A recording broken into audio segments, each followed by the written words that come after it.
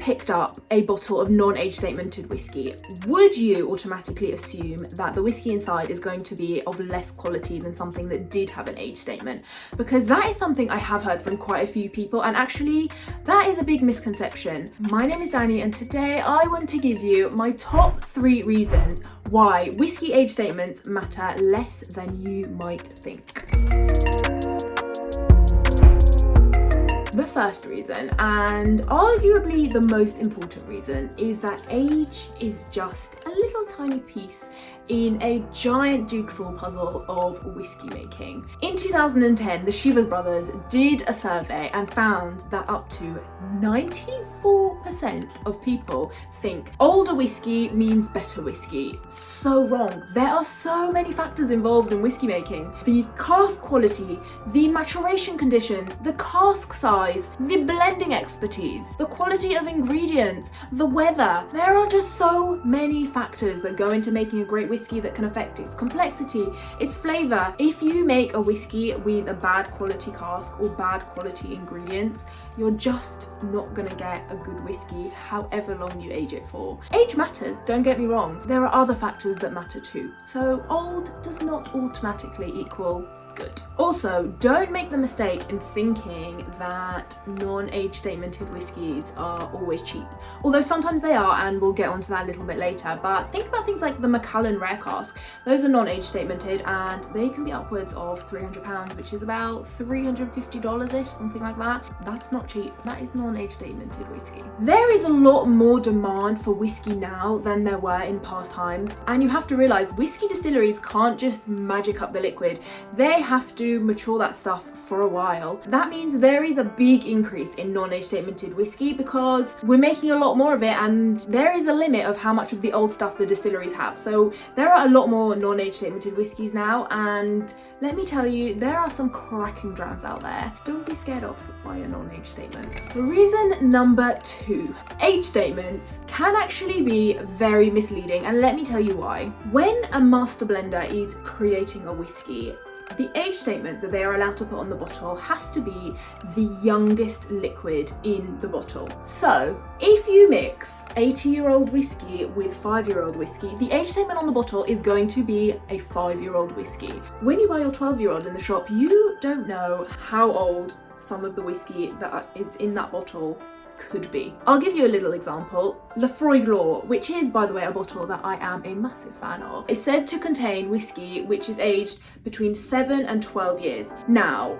if Lefroy were going to put an age statement on that bottle, they would have to put 7 because that is the youngest whiskey in the blend. But 7-year-old whiskey, it just doesn't sell that well. It doesn't look that good on a bottle, so they're not going to do that. Lefroy Law is non-age statemented, and let me tell you, it is a fantastically complex, very drinkable and very enjoyable dram. Something you have to remember is that because distilleries might not have as much old whiskey, if they want to create a specific flavour profile, they might wish to mix some of their more mature liquid with younger liquid which has, you know, a cool finish or, you know, a flavour profile that they want to add into whatever whiskey they are blending up. If they are not aiming for something with a huge age statement, they actually have more freedom to be able to play around with different flavours and to create a dram that is more perfect and enjoyable. By having to keep it older, you're not necessarily allowing for whatever flavours you want to be in the drams. If you don't have that boundary, you can potentially make a better whiskey. The more you know.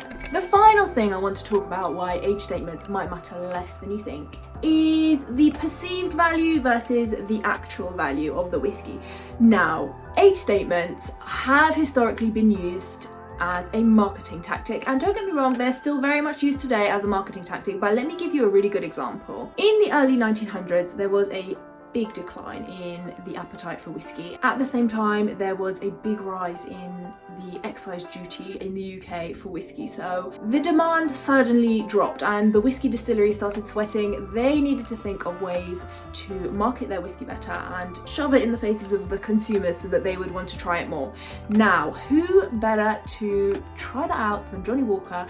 They actually remarketed their range. They made their white label the 6-year-old, they made their red label the 10-year-old, and they made their black label the 12-year-old, and it worked. It was a really successful marketing tactic for them, and as I say, It's very much still used today. You'll often notice that when a new distillery emerges on the scene, often their first release is an age statemented piece because they want to show that to the market. They want to show this is a blah blah year whiskey because people are naturally more drawn to it. Some of the more established distilleries use this actually less because they've already got the name behind them, they've got their brand behind them. People already trust that their distillery is going to be bringing out whiskey with a certain degree of quality. So think Glenfarclas, their 105 cask. It's a non-age statemented whiskey. It's fantastic. It's got a brilliant flavour profile, lovely complexity in the dram, and people know Glenfarclas. They know what they're buying. You know, they trust Glenfarclas that it's going to taste good. It's actually a really similar price point to their 15-year-old, which is interesting. Something great about non-age statemented whiskey is that sometimes you're able to get a good deal. Distilleries know that people are more naturally drawn to something which has a number on it, so sometimes the non-age statemented whiskies are cheaper, and because of that you can often get great quality drams for less of a cost, which always helps. If you know any and you would recommend any to me, I would absolutely love to know. I think in conclusion, age definitely does matter. Don't get me wrong, but I think it's just really important to realise an age statement is just not the be all and end all. There are so many factors that can make whiskey great or make whiskey not great. Don't just look at an age and be like, oh, it must be great because it's 18 years old. No, it's not true at all. There are so many things that go into it. It's just, as I say, one piece of the pie. There are other factors involved. As I say, if you have any great non-age statemented whiskies that you'd recommend, I would absolutely love to know in the comments. I'm always looking for new things to try, and recommendations from you are most welcome. And if you like whiskey, make sure you subscribe to Whiskey Raiders because we've got loads and loads of whiskey content coming out. Bourbon, Scotch, American whiskey, Irish whiskey, Japanese whiskey, you name it, we've got it. So subscribe, give this video a like if you enjoyed it, and I will see you in the next video. Thank you for watching. Bye.